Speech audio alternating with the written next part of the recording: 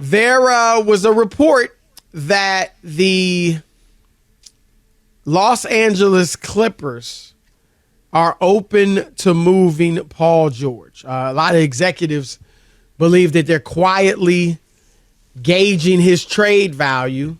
Now, there is a report, of course, that you just heard Monty say that the Clippers are involved in a 3-team deal with Boston in which the Clippers would get back Malcolm Brogdon.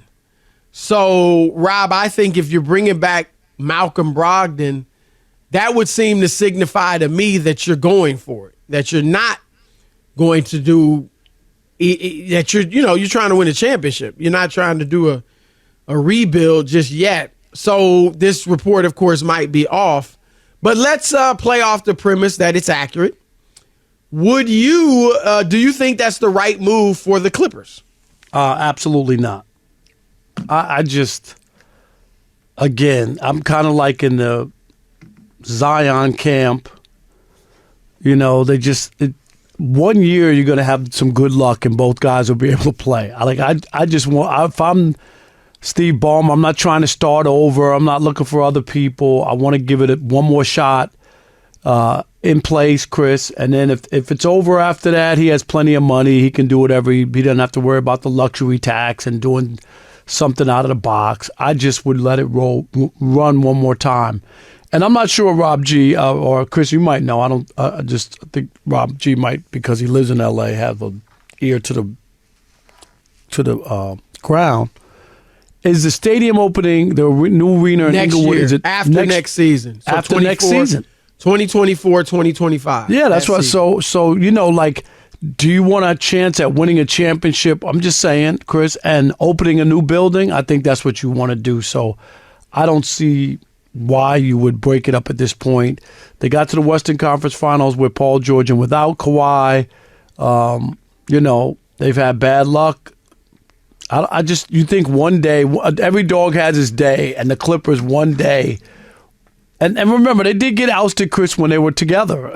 In that they blew a 3-1 lead. Right, that choke there. They had a really good team, but I think that was really the only chance they had because they've been injured every other year. Yeah, so I wouldn't do that. I wouldn't pull the plug on it. Well, I agree with the majority of what you said. I agree with that sentiment. The one thing that's held them back is injuries. It's not like they aren't good enough. It is simply injuries. Now, of course, in the bubble, they did blow a 3-1 lead to Denver in the second round. So that's the one chance they had to make good on this quote-unquote super team, and they blew it. But for the most part, there is a scenario in which I would move Paul George. But for the most part, I do agree with you, Rob, in that I would run it back with George and Kawhi and just hope they stay healthy. Now, next season, they're both – Kawhi's 32, George is 33. Next season, after this upcoming one, both players have an opt-out. And players tend to opt out of their contracts and try to get a longer deal for more money. So with that being the case, Rob, I would think about, look, let me run it back, see if these guys can stay healthy, see if we can have a great year. Because if they're healthy, I think they are right there at the top of the teams that could challenge the Denver Nuggets in the West. But I would give them a shot. And then if they get hurt next season or Kawhi again misses the playoffs and they opt out, now maybe Kawhi wouldn't opt out because of his injury history. But if they do opt out, I'm letting them walk. Or I'm trying to do a sign and trade or something. And then, you go into the new arena in Inglewood. But the one caveat, Rob, because there's talk about is the number 2 pick or maybe the number 3 pick in play for Paul George. We know that Damian Lillard wants to, get a team, get a trade that'll enable him to compete. I don't think he and Paul George would win the West, but I bet you that's the type of trade that Damian Lillard would look fondly at and think, okay, we got a shot. And so if I'm the Clippers and I can get the number 3 pick, which right now could be Scoot Henderson, who a lot of people think is going to be a great point guard. I thought he was number 2. I thought he was going to be now 2. there's talk that Charlotte might like Brandon Miller more. Okay. You know, it's a lot of games going on at this point, so you never know exactly. And then if they like Miller too, I don't know, how much they like him. But if they really love one of those 2 guys, Rob, then and obviously you might get something else, maybe an Anthony Simons or a Jeremy Grant, in a sign and trade along with the deal. But something like that, I would look at that. That's because chances are, I hate to say, that they aren't going to be healthy. They've been, of the 3, there's 3 teams in the West, Rob, where you got to factor in injuries. The Lakers, the Suns, and the Clippers. But the Clippers, I think, more than anyone, because they just never healthy. And so I would consider it strongly, and I don't mind them gauging the market for George. I don't think they should just be shopping him like we got to get rid of him at all costs. But I think it's wise to gauge the market and see what you can get for it. Absolutely. You got to do your due diligence. You got to think about all the things. If you could ever feel like you could improve the team and move it forward and, and get out of this malaise that has been injuries, yep, then you do it. But you just don't change just to be changing. Like no. That I don't agree, because just as much as you think, well, it can't get any worse, it can get worse, Chris. Maybe whoever you get, it just isn't that good, healthy or not. And that's the scary part, where you have those 2 guys, and it's like I said, like the Zion thing. You just haven't seen it. They had it one time. I would want to give it one more shot, and if it doesn't happen, you did all you could, and it just wasn't meant to be. That's how you have to look at it. Well, and Ballmer, let's just keep it real, can afford it.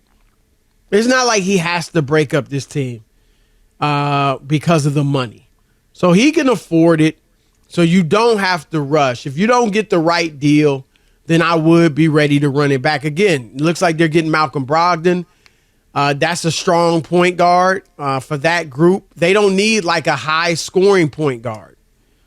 They just need. I'm not sure what that means for Westbrook, but Malcolm Brogdon is a very capable point guard, and I think he'd be a good fit with the Clippers. So they could run it back and see how it goes. Rob, the alternative, if you were to break this down, and that would mean more than getting rid of Paul George, but Kawhi Leonard as well. Why? Like, the Clippers have been, it was a different regime, yes. But they've been to the lottery time and time and time and time and time and time again. 40 times, Chris, so that's what it feels like. For 2 decades, in 18 years, they made the playoffs twice. So you obviously had a ton of lottery picks, and they didn't do anything with it. They had so many, like, oh, my God. I don't know, the Michael Olowokandi era, Chris? Can we Olowokandi. They had a ton of players. Had Quentin Richardson, Darius Miles. Years where you thought they were turning things around and it didn't pan out. And, they got Blake Griffin, and that was a nice era, Lob City, but they obviously didn't win anything, didn't even get to the conference finals. But Rob, they're relevant right now. And if they can stay healthy, I don't know. Look, Kawhi has his own medical people, and he's a unique case.